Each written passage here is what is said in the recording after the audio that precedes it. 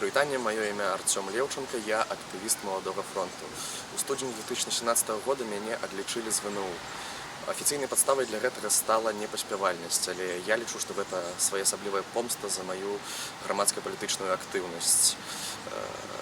Бо напярэдадні мяне выклікалі да дэкану, які папярэджваў мяне, што лепш гэтым усім не займацца, бо невядома, чым гэта ўсё можа скончыцца.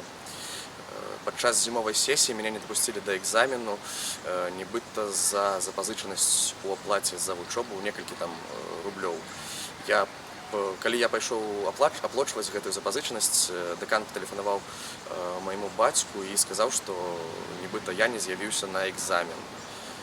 Вось, і праз 2-3 тыдні да мяне прыйшла папера, што я адлічаны за непаспявальнасць. Я лічу такія дзеянні абсалютна беззаконнымі і беспадстаўнымі, і такіх сітуацый у нармальнай краіне быць не павінна.